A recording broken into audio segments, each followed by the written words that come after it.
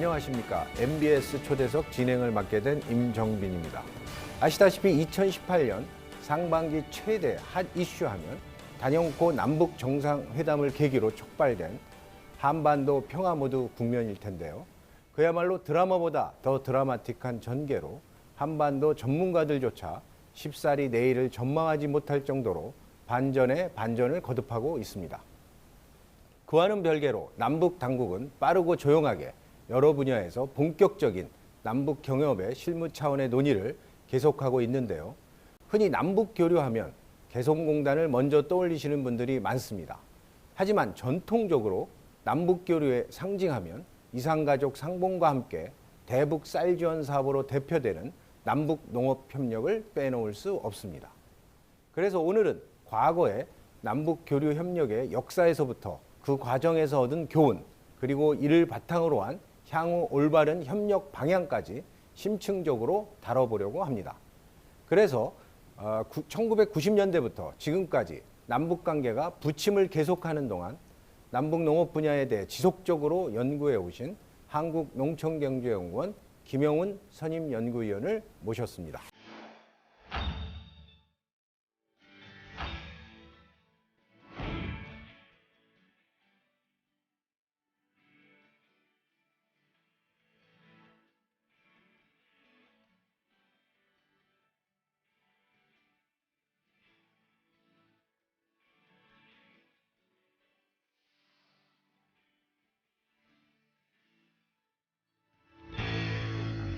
김 박사님 나와주셔서 감사합니다. 예, 안녕하세요. 반갑습니다.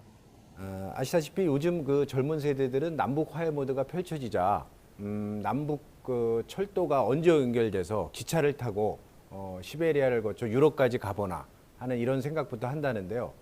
그런데 이제 4월 27일 남북 정상회담 이후 5월 초 청와대에서 열린 판문점 이행추진위원 회의에서 처음으로 정부가 후속 조치로 거론한 것이 남북 산림 협력 분야였습니다. 그렇다면 왜 산림 협력이 가장 먼저 대두된 건지 그 이유에 대해 좀 간략히 설명해 주실 수 있으시겠습니까? 예, 그 남북한 간의 그 경제 협력, 경제 분야의 협력 사업은 할 게 너무나 많죠. 그 가운데서 이제 산림 협력이 제일 먼저 지목이 돼서 이제 추진이 될 것 같은데요. 그것은 아무래도 대북 제재하고 관계가 있는 것 같습니다. 대북 제재의 주요 항목을 보면 거의 대부분의 경제 교류 협력이 지금 막혀 있는 상태거든요.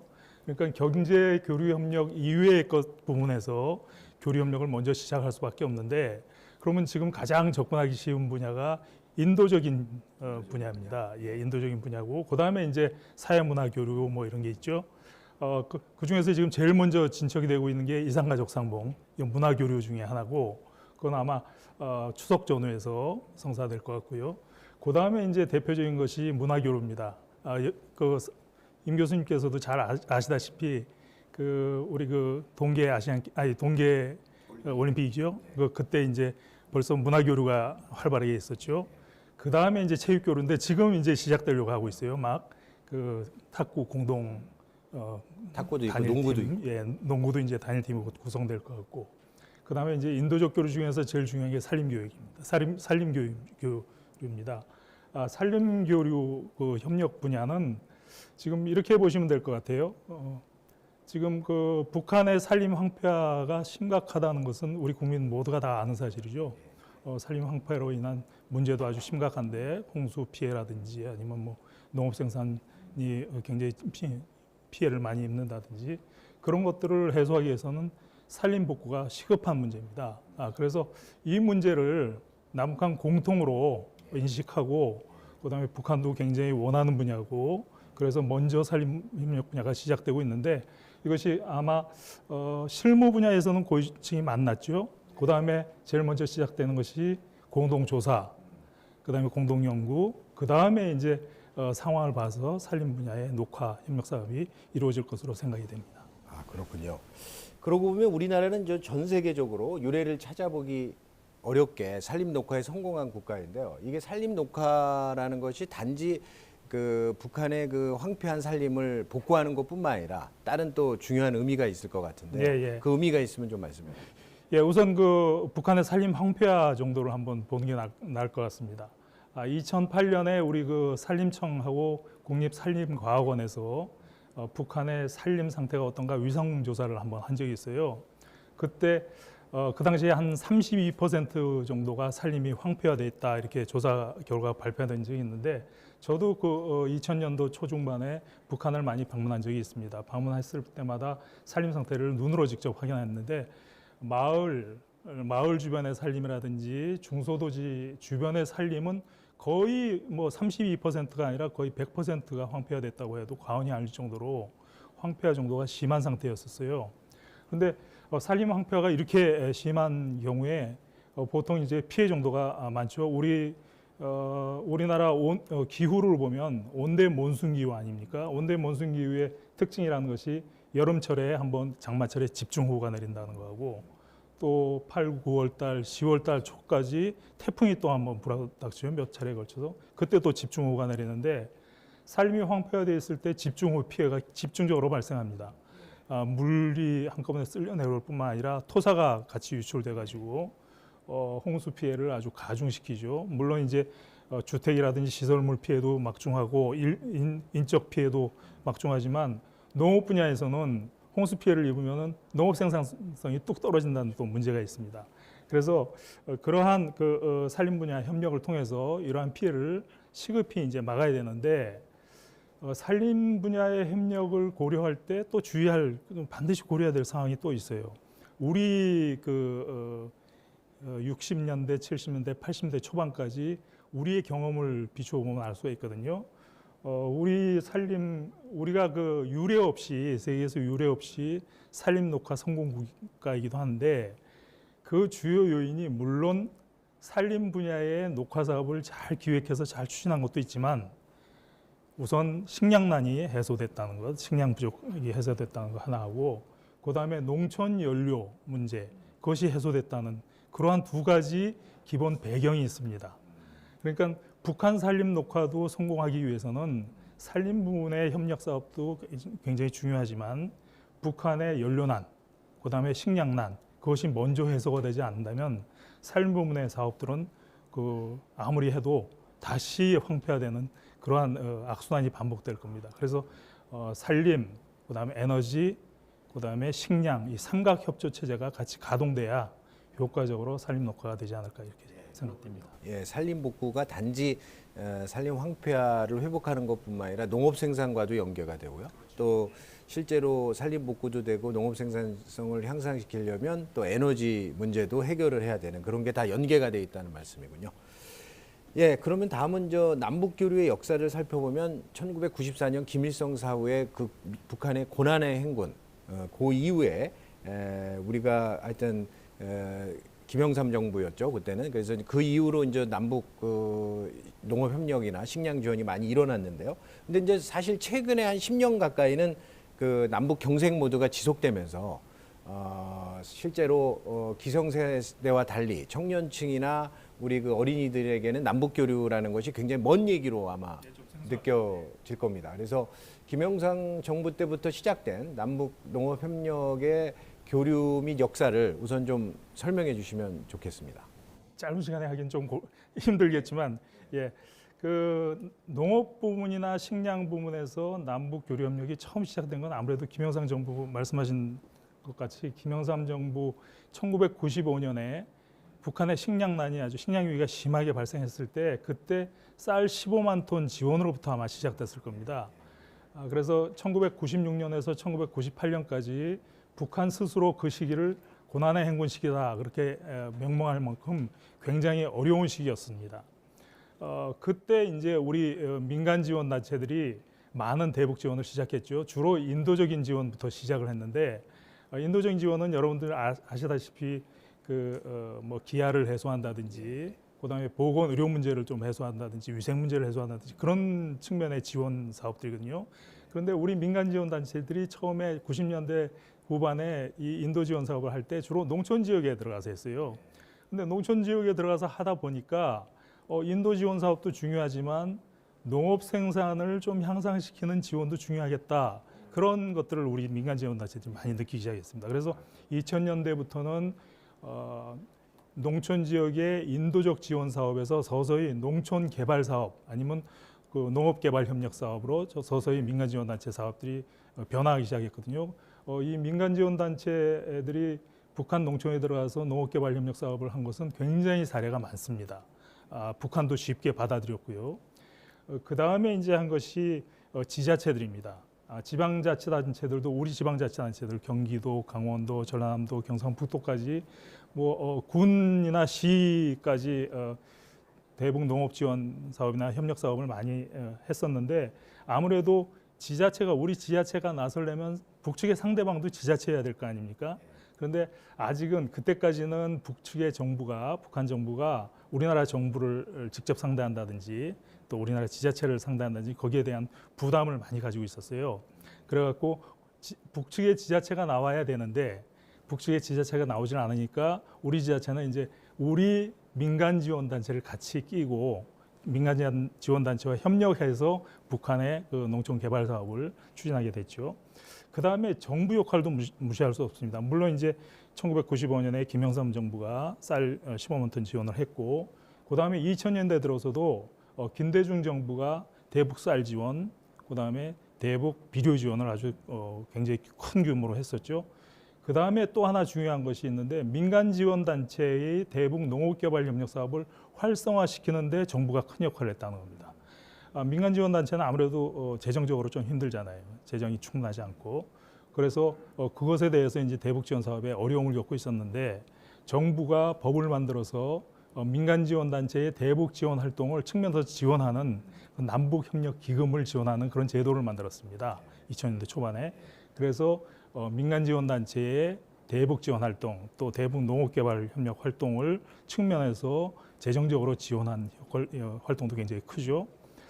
그 다음에 이제 그 2008년 들어서 이제 대북 교류 협력 사업이 전면적으로 중단되게 됐는데 2007년까지 대북 농업 부문에서의 대북 교류 협력 사업의 의미를 우리가 찾는다면 우선 그때까지만 해도 충분히 남북한이 서로 상호 신뢰하거나 적대관을 완전히 해소하거나 그런 상태는 아니었어요. 정치적으로 약간 문제가 있었던 상태였죠. 그런데 민간 지원 단체가 대북 지원 활동을 활발히 하면서 그 남북한의 좀 경색된 국면을 많이 풀어주거나 완화시키는 그런 정치적인 역할을 충분히 했고요. 그 다음에 규모는 크지 않지만 그 지원 대상자, 북한의 그 농장이라든지 농민이라든지 아니면 북한의 수혜 기관이라든지 그런 쪽에 인도적인 문제, 가지고 있는 인도적인 문제라든지 기술적인 문제라든지 그런 것을 많이 해소하는 데 도움을 줬습니다.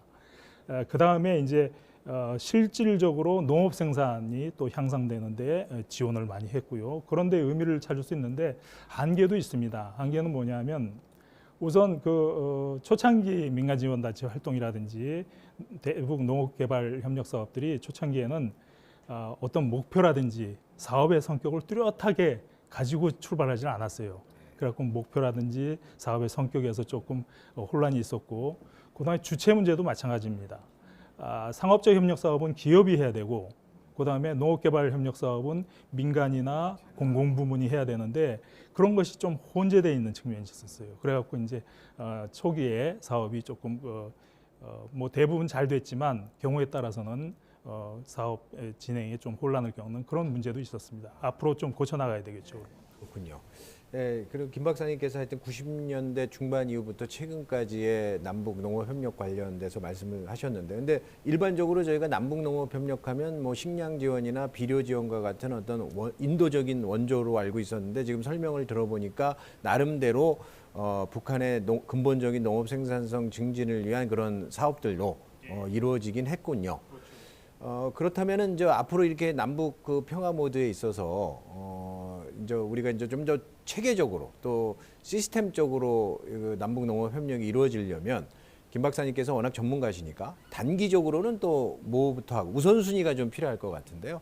단기적으로 또 중장기적으로 해야 될 거와 또 이게 여러 주체들이 아까 말씀하신 대로 민간단체, 지자체, 또 중앙정부 이런 역할들이 굉장히 잘 이루어져야 될 것 같은데요. 그거에 대해서 뭐 앞으로 추진 방향이나 개선돼야 될 점에 대해서 좀 말씀해 주시면 좋겠습니다.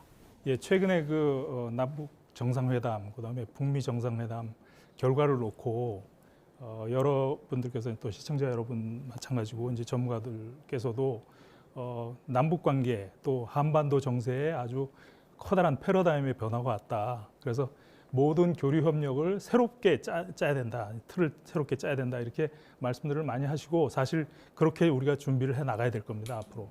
그런데 사실 단기적으로 보면 그렇게 커다란 변화 요인은 없는 것 같아요. 초단기적으로 보면. 아직까지 대북 제재가 그대로 살아있지요. 대북 제재가 해제돼야 되는데 해제되기까지는 상당히 오랜 나름대로 시간이 좀 걸릴 것 같습니다. 우선은 남북 정상회담이 더 열려야 되고 북미 간에 지금 고위급 실무회담이 열리고 있는데 거기서 어떤 구체적인 내용에 대해서 합의를 아직 보지를 못했어요. 그렇기 때문에 그 합의를 보기까지도 시간이 걸릴 것이고 또 총괄적인 합의가 나오더라도 대북 제재에 이르기까지는 또 시간이 또 소요가 됩니다. 그렇기 때문에 대북 제재가 해제될 때까지 상황은 남북한 관계라든지 아니면 북한의 상황이라든지 그런 건 커다랗게 변화되는 상황이 없거든요. 그런데 그 단기간에는 그럼 뭘 하느냐? 우리가 그 4.27 정상회담에 보면 이런 조항이 있습니다. 기존의 합의를 철저히 이행한다라는. 근데 기존의 합의를 보면 뭐 정치, 사회, 문화 쪽에 그런 합의를 본 것도 많지만 경제, 농업 쪽에 합의를 본 것도 많거든요. 그런데 그 농업 쪽의 농업 협력을 남북한 농업 교류 협력을 하기로 한다. 그러니까 합의를 해놓고 대부분 이행이 되지 않았어요. 이행이 되기 전에 남북한 관계가 다시 악화됐기 때문에 그래서 지금은 단기적으로 할 수 있는 것은 우선 기존의 합의들을 다시 한번 들춰보는 겁니다. 예, 우리가 꽤 많은 합의를 해놨습니다. 2005년에 남북 농업협력위원회를 열어서 그때 농업협력 사업을 여러 가지로 하기로 남북 차관급 회의에서 합의를 했거든요. 그다음에 2007년 또 노무현 대통령 방북 이후에는 남북 총리회담이 열렸고요. 그다음에 남북 경제협력 공동위원회라는 협의회의가 열렸고 그다음에 그것을 또 받아서 남북한 농수산 분과위원회가 또 열렸어요. 그래서 각 회의마다 합의를 했는데 그 합의 내용에 농업 부문의 협력 내용이 다 들어 있습니다. 그래서 이런 것들을 찾아보면 여러 가지 협력 사업을 하기로 돼 있어요. 우선 중요한 게 협동농장 협력 사업을 한다. 그 안에서도 또 세부 프로젝트가 있죠. 그 다음에 종자 부문의 협력 사업을 한다. 그 안에 또 세부 프로젝트들이 있고요. 그 다음에 또 하나 농업과학기술 분야에서 합의를 또 협력 사업을 하기로 합의를 본 게 있고요. 그 다음에 지금 진행되고 있는 산림 부문의 협력 사업, 그 다음에 투자 협력 사업도 촉진한다라는 여러 가지 합의, 그 커다란 그 구분 내에서 분야 내에서 또 세부 분야로 또 아주 구체적인 합의 사항이 많이 있어요. 그래서 그런 것들 중에서 지금 추진할 수 있는 것들을 잘 정리해서 준비해 놓는 게 단기적으로는 중요하고요. 그 다음에 장기적으로는 좀 더 먼 얘기지만 대북 제재가 완전히 해제되고 그 다음에 북한이 개혁 개방에 실질적으로 나서고 정상 국가로 발돋움하는 순간에 그때 필요한 또 농업협력 사업은 완전히 다른 걸 겁니다. 그때는 이제 우리가 외국과 협력 사업, 교류 협력 사업, 교육을 하거나 투자 협력 사업을 하거나 그런 것들을 주로 이제 해야 되겠죠. 북한이 많이 변해야 됩니다. 그렇다면 좀 더 근본적인 문제로 돌아가 볼까 하는데요. 사실 이렇게 그 우리 남쪽뿐만 아니라 국제사회로부터 이게 지속적인 지원을 북한이 받아왔음에도 불구하고 아직도 북한이 식량난이나 또 농업의 위기가 있거나 농업 생산이 낮은 이런 근본적인 이유가 뭔지 우선 좀 알아봐야 될 것 같고요. 또 하여튼 그것이 아마 많은 분들이 좀 궁금해할 것 같습니다. 그 북한이 1990년대 중반에 경제 위기, 농업 위기에 빠졌었죠. 그때 이제 모든 그 경제 활동이라든지 농업 생산이 아주 바닥을 치게 됐는데 그 이후로 꾸준히 북한이 노력을 해왔습니다. 경제 성장을 위한 노력, 그 다음에 농업 생산성을 향상시키기 위한 노력 그런 것들을 많이 해왔음에도 불구하고 그렇게 뚜렷하게 생산이 회복되었다거나 식량 그 부족 문제가 해결되었다거나 그건 보이지 않거든요. 근데 저는 항상 어떤 이야기를 하냐면 북한이 경제나 농업 분야에서 개혁 부진과 자본 부족의 함정에 지금 빠져 있다 이렇게 저는 표현을 합니다. 경제학적 용어로 함정이란 말인데 함정은 이제 스스로 힘으로 빠져나오기 힘든 국면에 처해 있다는 것이거든요. 얘기죠. 그렇죠. 트랩. 예. 개혁 부진이라는 것은 북한이 그동안 개혁을 안 한 건 아니에요. 1990년대 중반에도 농업 부문에서 생산성을 증진시키기 위해서 약간 개혁적인 조치를 취했거든요. 그때 이제 표현하면 분조 관리제를 시행하고 있었는데 새로운 분조 관리제를 시행하면서 인센티브를 더 주겠다라는 개혁 조치였습니다. 아무래도 농민들한테 인센티브를 더 준다면 더 열심히 일해서 생산성이 올라갈 거 아닙니까? 분조 관리제를 말씀하셨는데 뭐 좀 더 분조 관리제에 대해서 좀 얘기를 해주시는 예, 게 북한은 협동농장 체제죠. 협동농장 규모가 굉장히 큽니다. 하나의 커다란 마을 행정리인데 그게 하나의 그 생산 단위로 움직이기 너무 크니까 그 안에 작업반이라는 조직으로 또 조각조각 나눠놨어요. 그러니까 하나의 그러니까 협동종전 내에서 또 작업반. 소규모의 예. 작업반이겠네. 작업반도 너무나 크니까 그 안에 분조라고 해서 한 노동자로 치면 한 20명 정도 하나의 분조. 그게 이제 최소의 최소의 경영 단위군요. 예, 생산 단위라고 보면 됩니다. 그래서 거기에서 이제 새로운 분조 관리제에서 인센티브를 주는 시스템으로 그때 좀 개편을 했었는데 그게 별 효과가 없었고요. 그 다음에 2000년대 중반에 들어와서 7일 경제관리 개선 조치라 그래갖고 가격을 현실화하거나 뭐 여러 가지 인센티브를 좀 증대시키거나 그러한 경제 개혁 조치를 취했어요. 그때도 역시 마찬가지로 농업 부문에서는 큰 영향이 없었습니다. 생산성 증가. 그 다음에 최근에 와서 2012년 들어서 우리식 새로운 경제관리 개선 조치라고 해가지고 김정은 위원장이 이제 주창을 하고 그것을 발표한 적이 있는데 그 내용을 들여다봐도 인센티브 시스템입니다. 결국은 농민들한테 인센티브를 더 주는, 더 줘서 예, 생산 의욕을 고취시키는 그런 거였었는데 그것이 그렇게 작동을 하지 않는 것 같아요. 왜냐하면 무엇을 보면 알 수 있냐면 우리가 그러한 새로운 개혁적 조치를 취할 때마다 생산이 점프를 해야 되거든요. 생산이 눈에 띄게 늘어난다거나 적어도 우리가 그렇게 해석할 수 있을 만큼 경제활동이 활성화된다거나 그래야 되는데 그런 것들이 뚜렷하게 나타나지 않았어요. 그럼 결국은 그러한 개혁 조치들이 다들 실패하거나 잘 작동하지 않았다는 것을 의미하거든요. 그런데 그 이유를 따져보면은 결국은 자본 부족의 함정에 빠져 있다는 자본 부족에 있지 않나 싶어요. 왜 그러냐면 자본은 뭡니까? 그 투입되는 거 아닙니까? 농업 생산에 투입되는 대표적인 자본이 투입제죠. 화학 비료도 있고 농약도 있고 비닐도 있고 에너지도 있고 농기계도 있고 여러 가지 있는데 사실 북한의 생산 활동, 경제 활동이 굉장히 침체된 게 오래되다 보니까 이러한 농업 생산 자재들이 비농업 분야에서 생산돼서 농업 분야로 공급이 잘 안 되는 겁니다. 그러니까 결국은 아무리 개혁을 하더라도 물적 토대가 너무 취약하니까 개혁이 또 작동을 안 하는 거죠. 그러니까 개혁 부진과 자본 부족의 함정에 빠져 있는 상태로 여러 가지 지금까지 왔기 때문에 북한의 농업 생산성이 그렇게 획기적으로 향상되지 않는 거죠. 최근에 그 언론에 보면은 이제 북한이 어쩔 수 없이 지금은 이제 개혁 개방으로 가는데 이게 이제 중국식이냐? 그러니까 중국식은 일반적으로 초창기에 중국이 개혁 개방을 할 때는 이제 특정 경제 특구나 개발 지역을 설정해서 그 지역을 중심으로 해서 이제 파급 효과를 가졌거든요. 물론 지금은 거의 전면적으로 개방이 됐지만. 그다음에 이제 베트남식은 도이모이식 선언이라 해서 그냥 전면적으로 좀 더 빠르게 이렇게 개방하는 방식을 취했습니다. 그래서 그 북한 전문가이시니까 북한이 앞으로 어떤 중국식에 가까울 거냐, 또 베트남식에 가까울 거냐, 이건 뭐 북한의 선택의 문제인데 어떤 의견을 갖고 계십니까?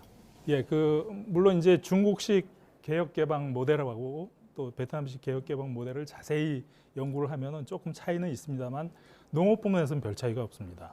그러니까 중국은 특구를 중심으로 했고 베트남은 한꺼번에 이제 전 국토를 대상으로 했다는 그런 차이가 있는데 농업 부문에서는 특구가 도입되지 않았어요. 중국은 1978년에 농업 개혁, 그러니까 생산 책임제 개혁 조치 당시에 보면 전국에서 한 게 아니라 아주 그 시골에 안위성이라는 조그만 변경의 조그만 곳에서 처음 시도를 했거든요. 생산 책임제 개혁이라는 것을 가정승포 연산제라고 해갖고 그러니까 굳이 따지자면 1990년대 중반 또 2000년대 중반 최근에 그 북한이 농촌에 취했던 개혁적 조치와 비슷한 조치를 취한 겁니다. 그때 그래갖고 그때 개혁적 조치 최초의 개혁적 조치를 취하자마자 그 성과가 좋으니까 그게 금방 전국으로 확산이 됐습니다. 중국 쪽에서는. 그래갖고 전국으로 확산돼서 완전한 가정 경영 체제로 가족 경영 체제로 바뀐 게 1984년이거든요. 불과 1978년에서 1984년까지니까 불과 6년 만에 농촌 농업의 경영 관리 시스템이 완전히 변한 겁니다. 북한도 이것이 불가능한 건 아니에요. 그런데 중국은 가능했고 북한이 지금 여러 차례 시대에도 불구하고 이것이 가능해지지 않은 게 북한이 아직은 중앙 정치 체제가 사회주의를 고수하고 있기 때문입니다. 집단적인 영농을 여전히 고수하고 있고요. 그 다음에 아까 말씀드린 듯이 자본 부족이라는 아주 트랩에 지금 걸려 있는 거죠. 생산 책임제 개혁 시절에 중국은 자본 부족 상황은 아니었었거든요. 모든 생산 기반이 잘 정비되어 있었고, 그 다음에 비료나 농약이나 에너지나 그런 것들이 잘 공급되고 있었어요. 그래서 중국에서는 개혁이 성공할 수 있었죠. 북한도 개혁을 농업 부문에서의 개혁이 성공하려면 그러한 물적 토대가 같이 이루어져야 될 겁니다.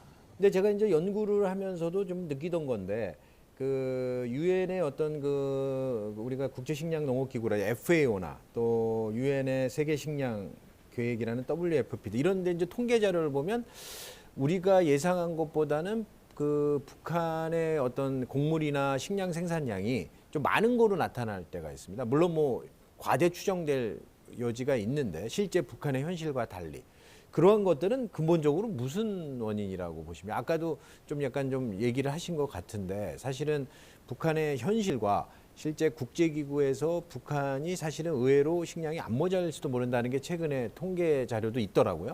그런 이유는 또 뭘까요? 일부에서 그런 말들이 많이 나옵니다. 2000년대 중반 이후에 북한의 식량 수급은 이제 균형에 도달했다. 그렇게 이제 이야기가 많이 나오는데 그것은 어떤 통계를 근거로 하느냐 하면 최소 소유량, 소비 분야에서 최소 소유량 기준으로 하기 때문에 그것이 가능한 얘기입니다.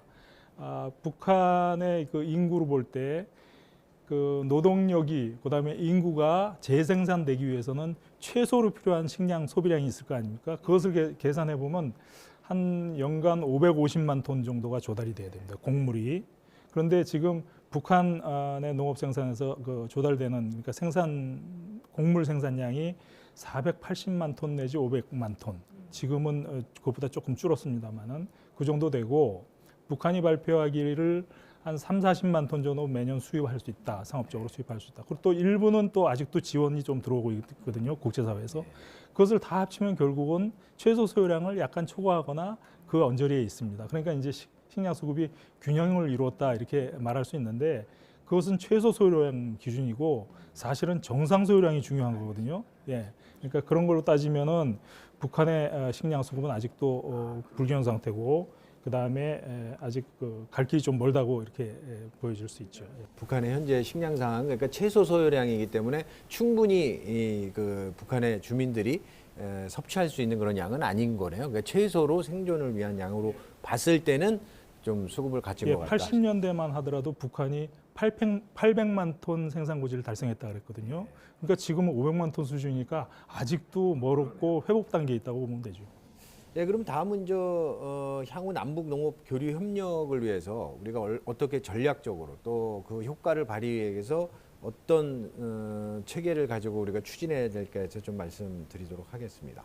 예, 사실 과거에 북한이 극한의 기아나 굶주림에 시달리고 있을 때 남북 교류 협력은 주로 물론 다른 협력도 있었겠지만 식량 지원이나 식량 원조가 주로였지 않습니까?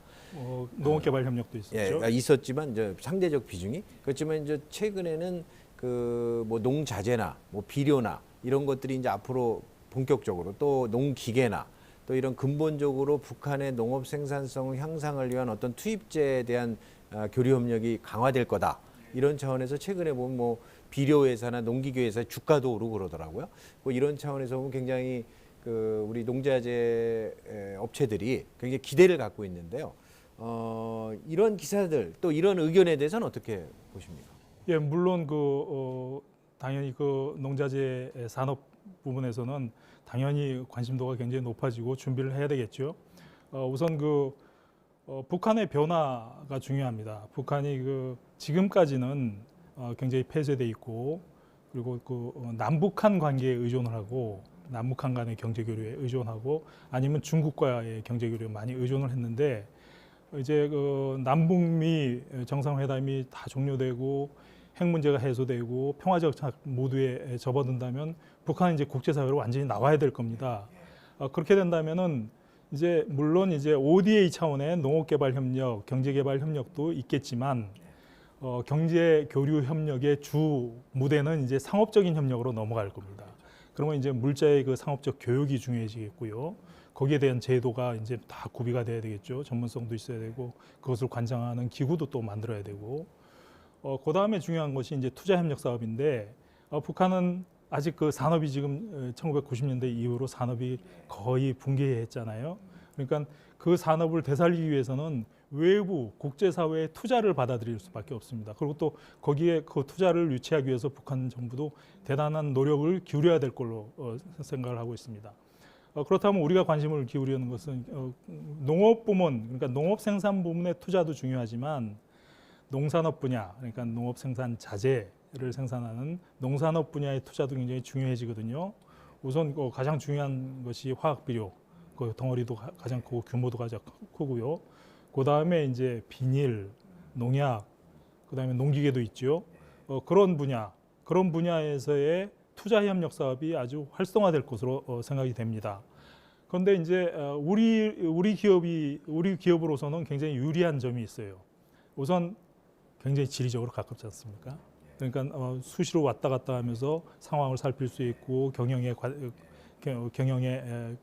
매진할 수 있고, 그 다음에 또 언어와 문화가 같습니다. 그러니까 그 북한 지역의 노동력을 고용할 때도 아주 쉽고 그 노사 문제도 관리하기가 쉽고요. 그 다음에 북한의 노동력입니다. 노동력의 질, 북한의 노동력. 그러니까 그 북한은 경제 성장, 경제 쪽으로 보면 아주 저개발국이지만 노동력의 질로 이렇게 평가한다면 대단히 또 선진적인 부분을 많이 가지고 있어요. 그래서 질 높은 노동력을 충분히 공급받을 수 있다는 것.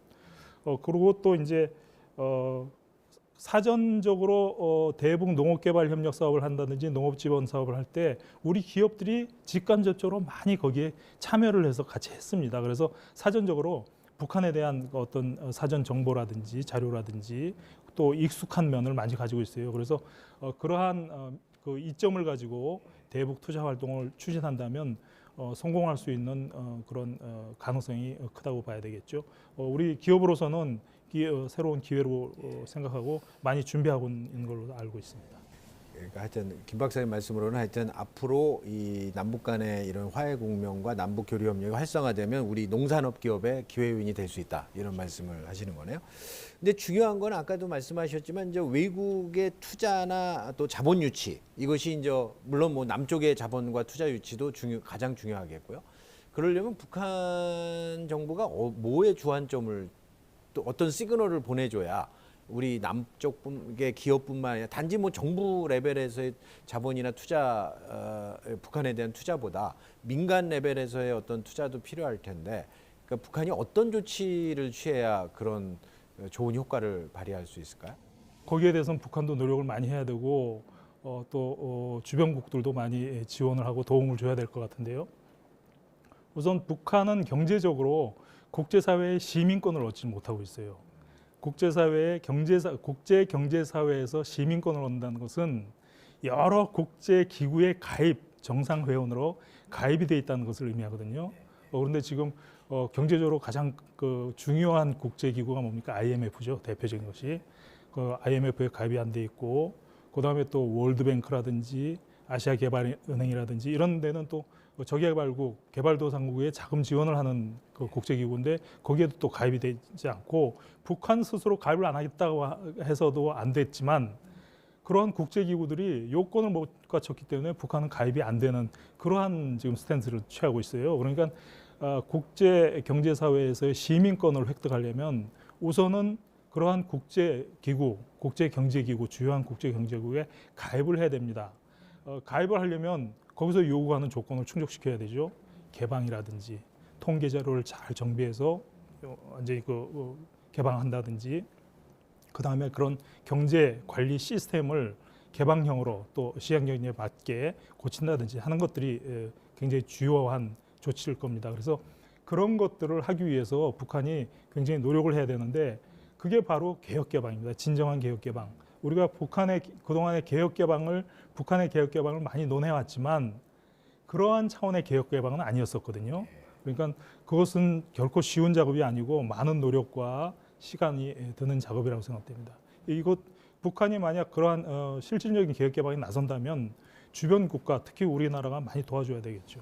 예, 그런 말씀이군요. 그러니까 북한이 국제사회의 어떤 정상 국가 또 국제사회의 정상적인 일원이 되기 위해서는 실질적인 개혁 개방이 돼서 또 그래야만 외국의 자본이나 투자 유치가 될 것 같고 또 이제 그런 과정을 하려면 무엇보다 이제 우리 같은 한민족인 남한의 정부와 또 기업들이 또 적극적으로 북한과의 어떤 지원 및 교류 협력이 좀 필요한 상황이라고 되겠네요. 그렇죠.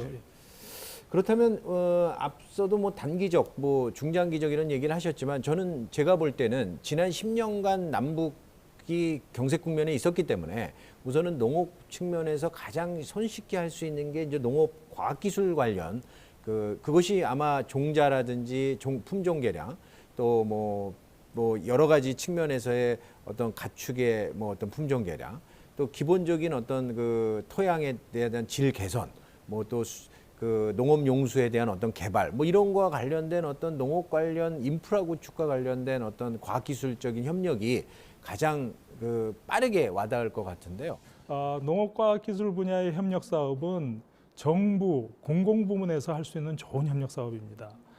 우리나라의 농촌진흥청 사회에 농업과학원이 있죠. 북한에도 농업과학 아카데미가 있습니다. 비슷한 조직으로 그 산하에 여러 가지 품목별로 연구소들, 개별 연구소들을 가지고 있고 거기에 보유하고 있는 전문가들의 그 전문적인 과학기술 수준도 상당히 높습니다. 우리가 이제 과학기술 분야에서 농업과학기술 분야에서 협력을 한다면 우선 가장 손쉬운 것이 그쪽 인력이 우리나라에 와서 교육받거나 훈련받는 것, 공동 연구를 한다든지 뭐 이런 것도 있고 그다음에 우리 인력이 그쪽에 파견돼서 또 새로운 현대적인 과학기술을 소개하고 그런 것도 있을 수 있죠. 그다음에 이제 북한의 농업과학원을 저도 방문해 봤습니다만은 기자재가 실험 기자재라든지 그런 것들이 굉장히 부족해요. 열악하고 그러니까 새로운 기자재라든지 실험 기자재라든지 새로운 기술이라든지 그런 것도 이제 전수할 수 있는 그런 기회도 과학기술 분야에서 있을 수 있을 거고 그러니까 공공부문에서 과학기술 분야에 협력을 한다면 우선 농업과학기술원, 농업과학원 간의 협력이 굉장히 중요하고요. 그 다음에 교육 분야에서도 굉장히 중요합니다. 우리 농과대학이 있지 않습니까? 농과대학에 많은 전문가들이 교수님들이 계시죠.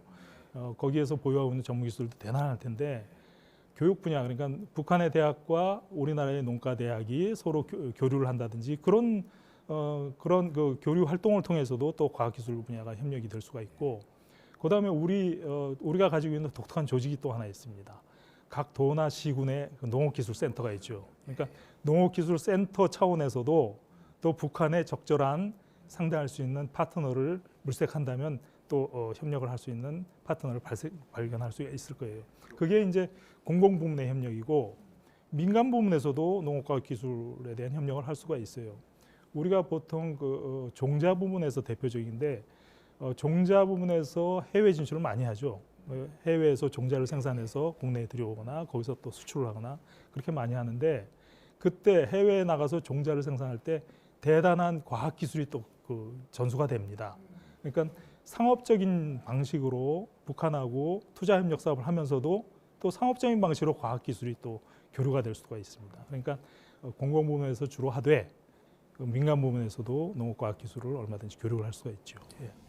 그리고 또 북한과의 어떤 농업과학기술 분야에서 이렇게 교류 협력이 활성화되다 보면 사실은 그 우리 남한 쪽에는 없는 토종 종자라든지 이런 북한에만 있는 이런 것들로 통해서 오히려 우리가 북한으로부터 서로 뭐라 그럴까 더 새로운 품종을 우리가 도입해서 또 더 나은 품종을 만들어서 뭐 수출도 할 수 있고 뭐 이런 좋은 기회도 있지 않을까요? 예, 거기 그 종자 분야를 말씀하신 것 같은데 그 종자 분야에서의 협력은 기회가 굉장히 많이 창출될 거라고 생각됩니다.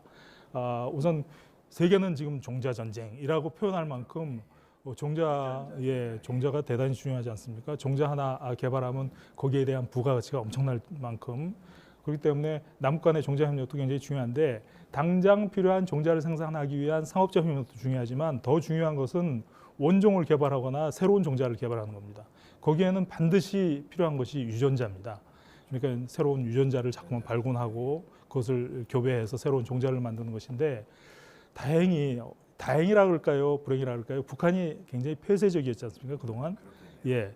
그런 상태가 오래 지속되기 때문에 유전자원이라는 측면, 유전자원의 유출이라는 측면에서는 오히려 방어를 할 수가 있었어요. 북한 한반도 고유의 유전자원의 보고가 북한에 바로 있습니다.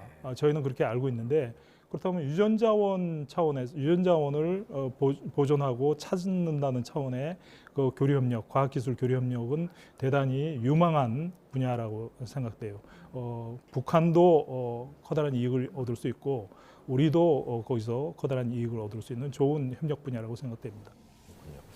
그러면 지금까지 우리가 이제 남북농업협력과 관련돼서 역사적 변천, 또 의의, 또 향후 전망, 또 뭐 이런 다양한 협력 채널에 대해서 알아봤는데요. 그런데 이제 이런 것들이 좀 더 효과적으로 발휘되기 위해서는 제도적으로 미리 좀 우리가 정비해야 될 어떤 것들이 있을까요? 예, 그 많다고 보여집니다. 지금은 사실 남북한 간에 필요한 교류협력 제도 그런 것들이 있는데 그런 것들이 완비되어 있지 않은 상태고요. 그다음에 남북한 간의 교류협력 제도가 만들어지면 북한은 북한대로 국내에서 적용될 제도를 또 새로 만들어야 되고 우리 남한은 남한대로 또 국내에서 적용해야 될 그런 제도들이 다 만들어져야 되거든요. 그래야 이제 제도적으로 완비된 상태에서 안정적으로 교류협력을 할 수가 있는데 지금 그런 상태에서 상당히 미흡하다고 생각됩니다. 그래서 남북한 당국이 만날 때, 그러니까 이번에 연락사무소도 곧 설치한다 그러죠. 그러면은 정부 당국자들끼리 이것에 대해서 이 부분에 대해서 빨리 협의를 해야 될 것으로 생각됩니다. 그다음에 이제 상업적 교육이 항상 중요한데 상업적 교육이라든지 상업적 투자 협력 사업이 중요한데 그 왜 중요하냐면 교류 협력의 지속성에서 중요한 게 아니라 교류 협력의 성과가 지속된다는 차원에서 중요합니다. 그래서 상업적 교류 협력이 굉장히 중요한데 상업적 교류 협력이 되려면 안전하게 되려면 많은 요건이 또 충족돼야 돼요. 그 중에서 중요한 것이 주로 농산물이 식품 아닙니까? 축산물도 그렇죠. 그 식품 안정성이 굉장히 중요하죠. 우리 소비자들이 굉장히 중요시하는 것이고 그렇기 때문에 우리의 농산물이 북한에 올라가는 것도 안전해야 되지만 북한에서 앞으로 생산해서 내려오는 축산물이라든지 농산물의 안정성도 무시할 수 없습니다. 그것도 안전해야 되거든요. 그러니까 식품 안전성에 대한 협의, 그다음에 제도, 여러 가지 기구 이런 것들이 완비돼야 되고 그다음에 아직까지는 북한이 그동안 폐쇄돼 있고 남북한 관계가 경색돼 있었기 때문에 남북한 간의 교류가 굉장히 거래적 경비가 많이 듭니다. 초기 경비가. 접촉하기 위해서 사람을 찾는데 참 힘들고 서로 그다음에 실제로 접촉하더라도 서로 너무 조심스러웠기 때문에 그 조심스러운 과정을 우회하느라고 또 거래적 경비가 굉장히 많이 들죠. 그러니까 그 거래적 경비를 최소화하기 위한 노력이 필요하고요. 그다음에 또 하나는 이제 북한의 도로나 철도가 완비되어 있지 않은 것에도 비롯되지만 아직 남북한은 육로가 뚫리지 않았습니다. 그렇기 때문에 남북한 교역이 그동안 조금 소규모로 있어 왔지만 2000년대 초중반에 그때 교육을 보면 물류비가 대단히 많이 들어요. 아주 컨테이너 한 대 분량의 물자가 이동하더라도 다 항만까지 와서 멀리 공해상으로 돌아서 항만으로 다시 오는 그렇게 되면 물류비가 굉장히 많죠. 그 교육이 성사될 수가 없습니다. 그러니까 물류비를 절약하기 위해서 육로가 우선 연결이 돼야 되겠죠. 그 다음에 이제 이건 조금 좀 해소하기가 조금 힘든 문제지만 위장 반입 문제가 있습니다. 남북한 거래는 지금 어떻게 규정하고 있냐면 내국 간 거래입니다. 내국 간 거래이기 때문에 관세가 없죠. 그러니까 남북한 거래는 어쨌든 외국의 상품이 들어오는 거에 비하면 상당히 이익을 얻을 수가 있어요. 그런데 수출입이 아니라 그래서 반출입이라고. 그렇죠. 예, 그래서 이제 남북한 간에는 반출이라는 용어를 쓰는데 북한산 농수산물이 들어오는데 거기에 외국산 농산물이 끼어서 들어오면 국내 시장을 교란을 하죠. 원산지 위반이죠. 그렇죠. 예, 그러니까 위장 반입 문제를 남북한 정부가 머리를 맞대고 해결을 해야 됩니다. 이것이 없어져야 그 남북한 간의 물자 교역이 아주 활발하게 이루어질 수 있죠. 그리고 이제 경제 협력 사업이라든지 투자 협력 사업, 뭐 계약 재배 이런 것도 있는데 그런 것에 파생되는 교역 거기에 대해서는 또 서로 유인을 제공하는 그런 것도 우리 그 남북한 교역이라든지 투자 협력 사업을 촉진시키는 중요한 요인이라고 생각됩니다. 그럼 끝으로 지금까지 한 거의 30년 가까이 이 남북 농업 교류 및 협력에 대해서 연구해 오신 전문가로서 우리 정부나 또 민간 혹은 또 아울러 우리 방송을 시청해 주시는 우리 시청자 국민들에게 혹은 당부해 하거나 혹은 기대 말씀해 주실 게 있으면 마지막으로 전해 주시죠.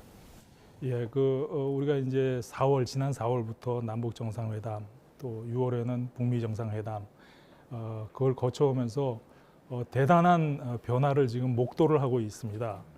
그런데 이제 그 이후에 남북한 관계라든지 한반도 정세가 그렇게 빨리 변하는 것 같지는 않아요. 아직 그 실무회담이 지금 열리고 있지만 거기서 북핵을 어떻게 해결할 것인가, 그 다음에 평화정착 프로세스를 어떻게 가져갈 것인가에 대해서 논란이 좀 많은 모양입니다. 그래서 우리가 생각하는 것보다는 그 한반도 정세가 좀 변화가 더디게 가는 것 같아요. 평화는 물론 빨리 오는 게 좋지만 너무 빨리 오다 보면 또 패닉 상태가 발생하거든요. 그러니까 우리가 지금 더디게 가는 것을 기회로 삼을 수도 있습니다. 그동안 많이 준비를 못 해놨던 제도의 개선이라든지 또 남북한 당국자들의 대화라든지 그런 거를 충분히 한다면 지금 상황을 기회로 활용할 수 있거든요. 그러니까 준비를 지금 철저히 해야 된다라는 말씀을 드릴 수 있고요. 또 우리 국민들도 마찬가지로 긍정적인 눈으로 쳐다보고 또 응원을 계속 보내주신다면 아마 좋은 결과가 있지 않을까 이렇게 생각이 됩니다.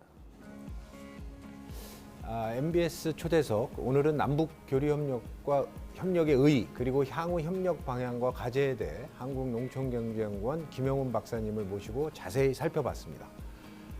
남북 간 농업 분야 협력은 어느 분야보다도 북한이 필요로 하고 있으며 통일 대비 국가 식량 안보 및 농업 생산 기반 구축 혹은 농업의 동질성 회복 차원에서도 매우 중요한 경제 협력 분야 중 하나입니다.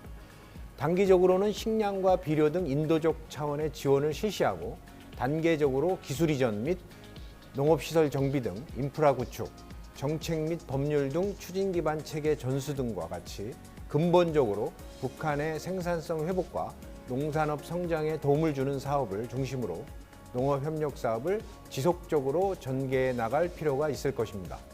남북 농업협력이 보다 효과적으로 추진될 수 있을 뿐만 아니라 궁극적으로 농업협력이 경제협력의 핵심 분야로서 남과 북을 잇는 가교 역할을 할 수 있도록 시청자 여러분도 지속적인 관심 보여주시길 부탁드립니다. 시청해 주셔서 감사합니다.